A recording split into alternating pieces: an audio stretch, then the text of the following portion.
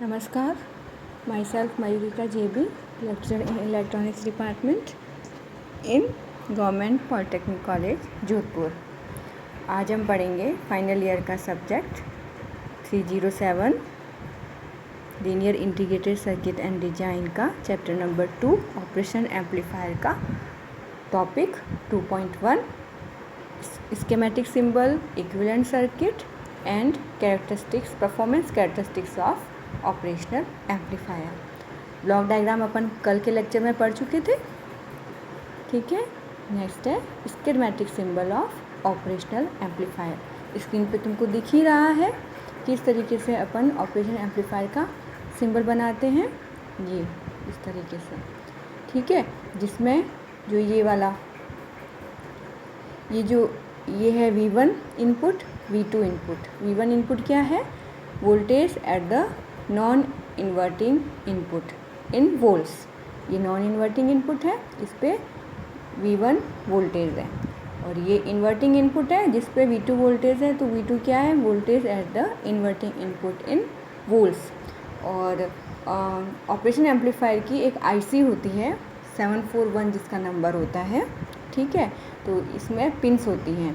कितने पिन होती है ये IC? 8 पिन IC होती है। तो पिन नंबर जो 2 है, ये 2 लिखा हुआ, पिन नंबर जो 2 है वो है इन्वर्टिंग इनपुट, पिन नंबर 3 है वो है नॉन इन्वर्टिंग इनपुट, ठीक है। पिन नंबर 6 पे अपन आउटपुट लेते हैं V0। V0 क्या है? आउटपुट वोल्टेज इन वोल्ट्स। पिन नंबर 7 पे VCC supply plus VCC supply देते हैं, और पिन नंबर 4 पे नेगेटिव VEE सप्लाई देते हैं। This is 12 power supply. इसमें 12 पावर सप्लाई यूज़ होती है, ओनली पॉजिटिव पावर सप्लाई नहीं, नेगेटिव भी, दोनों पावर सप्लाई यूज़ होती है इसमें, ठीक है। और यहाँ पे एक पिन नंबर 1 दे रखी है, वो पिन नंबर 1 क्या है? नेगेटिव ऑफसेट नल, और पिन नंबर 5 है पॉजिटिव ऑफसेट नल। तो ये इस तरीके से ऑपरेशन एम्पलीफायर का सिंबल होता है, ठीक है। और ये है, और इसमें यहाँ पे ऑपरेशन एम्पलीफायर के बीच में A लिखा हुआ है। तो ये इस A का मतलब क्या है? Large signal voltage gain which is specified on the data sheet for an operational amplifier. जब भी तुम ऑपरेशन एम्पलीफायर की IC शॉप पे ख़रीदने जाओगे तो उसके साथ एक डेटा शीट भी आती है। उस डेटा शीट में इस वोल्टेज गेन की वैल्यू हमेशा दी हुई होती है, ठीक है। ये है schematic symbol of operational amplifier. Next अपन पढ़ेंगे पिन आउट डायग्राम। क्या होता है pin out diagram operation amplifier का? 8 पिन्स कितनी होती है इसमें? 8 पिन होती है। और क्या पैकेज होता है? मिनी डिप पैकेज होता है। डिप मतलब मिनी मतलब छोटा, और डिप मतलब DIP मतलब ड्वेल इन पैकेज। और इसके नंबर क्या होते हैं? 741, ठीक है। तो क्या होगा? ये इस तरीके से इसका पिन आउट डायग्राम दिख रहा है तुमको, ये पिन आउट डायग्राम है, ठीक है। जिसमें से पिन नंबर 1 क्या है? Negative offset null. Pin number 2 क्या है? Non inverting input. Pin number 3 non inverting input is pin number 3, और inverting input is pin number 2। और पिन नंबर 4 पे क्या है? -VEE, that is negative power supply.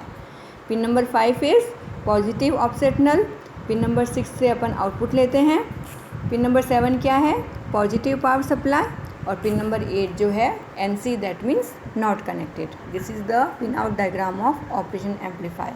जब तुम ऑपरेशन एम्पलीफायर की एप्लीकेशंस और इसके बारे में जो भी कैरेक्टरिस्टिक्स वगैरह जो भी पढ़ोगे, तो सबसे पहले तुमको इसमें स्कीमेटिक सिंबल अच्छे से आना चाहिए, और इसका पिन आउट डायग्राम भी तुमको मुंह पे याद होना चाहिए कि कौन से पिन का क्या नाम है और कौन से पिन का क्या फंक्शन है, जो कि अपन आगे करेंगे, ठीक है।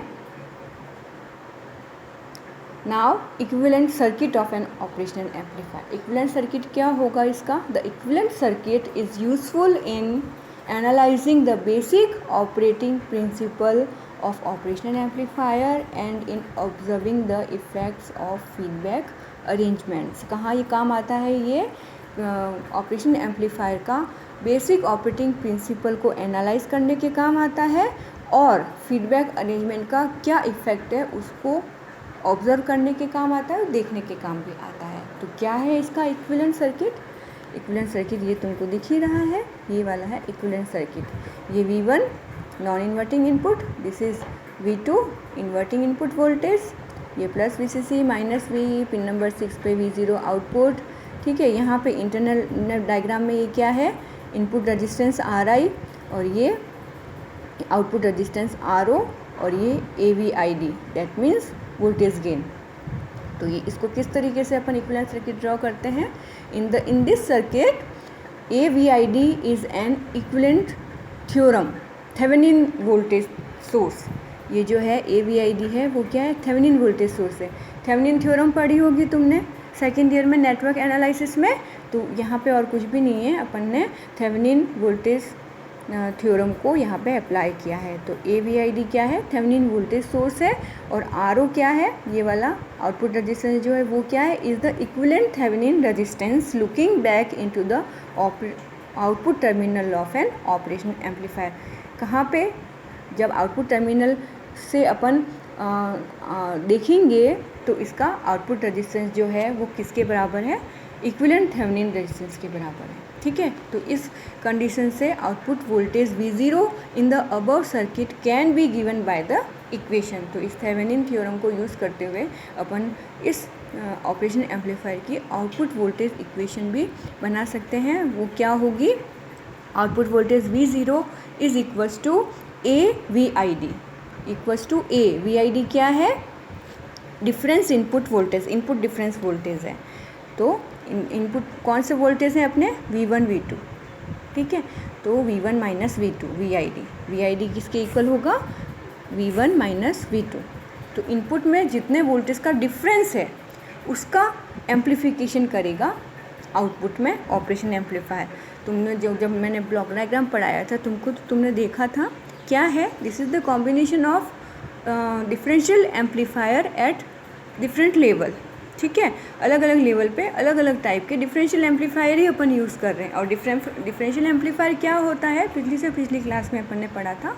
As it name implies, it amplifies the difference of the two input signals. ठीक है, तो डिफरेंस को एम्पलीफाई करता है। तो ओवरऑल ऑपरेशन एम्पलीफायर भी डिफरेंशियल एम्पलीफायर की तरह ही वर्क करेगा, क्योंकि ये किससे बना हुआ है? डिफरेंशियल एम्पलीफायर से ही बना हुआ है इनडायरेक्टली। तो ये भी डिफरेंस को ही एम्पलीफाई करेगा। वेयर A क्या है? Large signal voltage gain. VID क्या है? बताया मैंने अभी तुमको, difference input voltage. V1 is the voltage at the non inverting input terminal and V2 is the voltage at the inverting input terminal with respect to ground. This equation shows that output voltage V0 is directly proportional to the algebraic difference between the two input voltages. Hence, the output voltage amplifies the difference between the two input voltages. It does not amplify the input voltages themselves. यहाँ पे बहुत अच्छे से समझना है तुमको कि जो ऑपरेशन एम्पलीफायर है वो इसके जो दो इनपुट है, इन दोनों के इनपुट के बीच के डिफरेंस को एम्पलीफाई करता है, अलग अलग इनपुट को एम्पलीफाई नहीं करता है। दोनों इनपुट का पहले डिफरेंस होगा और वो डिफरेंस एम्पलीफाई होगा। अलग अलग इनपुट जो है V1 और V2 अलग से एम्पलीफाई नहीं होंगे।